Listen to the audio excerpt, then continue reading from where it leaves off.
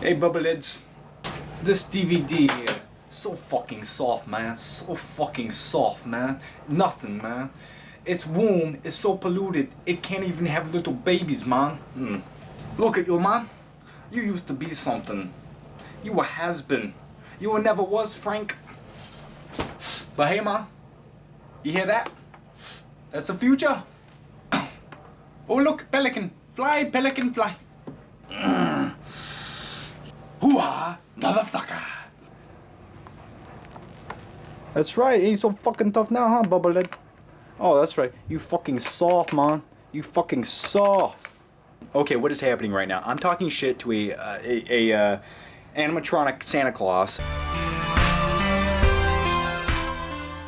So anyway, it's a Scarface SteelBook Blu-ray. Really, at the time when it came out, not many people really were in love with this movie. I mean, yeah, sure, a few people who did blow had, you know, some kind of connection with it, but the critics really didn't think this was that great of a movie. It was sloppy, it was choppy, it was overacted, and some of the cinematography was a little bit lazy. And you know what? That's all true. It truly is true. But there's a lot of badass moments in this movie that really stand out and make it iconic. And it deserves to have a place, you know, almost 30 years later in pulp culture. And let me explain myself here. I'm usually not a fanboy for SteelBooks. You know, if I come across them and they're cheap, fine. You know, I'll buy it. But I don't look for them. I don't collect them. I have a few, and only maybe 3 or 4 in my entire collection here.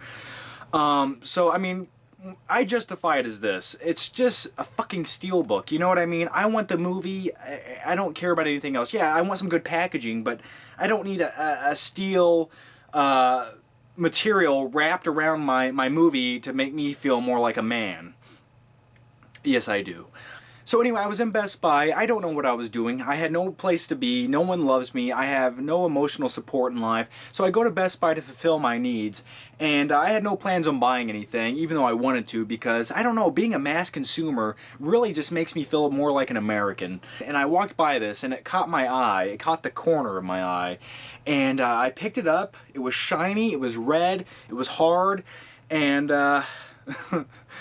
That sounds like the tip of my, you know, you got some, what do they call? What the fuck do they call these? I'm sorry. I'm ignorant and I'm stupid. Here, this was on the back. Did you guys want to see the piece of paper that came on the back? There it is.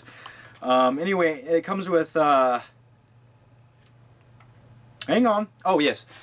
Collectible Art Cards. It comes with 10 of those. That's, you know, it's kind of a little cherry on top, I suppose.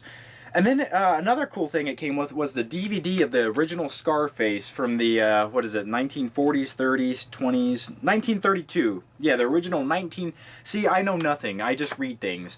Yeah, it came with the original Scarface from 1932. I've never seen that. Maybe one day I'll pop that in and give that a try. But I did put in the Scarface Blu-ray. And you know what? I was actually impressed with the Blu-ray picture quality. You can tell Scarface was one of those 80s movies that just didn't look that clean to begin. And it looked like they kind of just stored the original film print of this movie in someone's garage. And, you know, they had flood damage, and then their meth head cousin moved in, and he burnt down half the house. And they salvaged what they could of it. We're off subject, but anyway, they did a pretty good job cleaning this up. I think they did everything they could with what they had to work with. You could tell there's a lot of film grain in this, and don't get me wrong, I love film grain. Preferably, I enjoy it because it makes your eyes dance around. It makes you feel like you're in a real movie. This, they left a little bit in there, but they kind of replaced it with this, in my head, here's my theory. They have this, replacement method where they can fill in the dark film grain things. They just type in, you know, some kind of algorithm and the computer program fills those in. But when they fill it in, it's never quite exact on with everything in its surroundings. Like where the film grain is, it lightens it up and matches the color tones around it, but it's still a little bit lighter. So now the film grain doesn't look so much like film grain. It looks like kind of like a slight digital noise. And am I making sense? Most likely not. But for anyone out there who got what I just said, thank you. And for anyone who didn't, I'm sorry. So anyway, in this movie, there's a lot of night shots of Miami. You know, you got the neon lights of Little Havana, and it all looks great. I mean, the colors aren't crushed.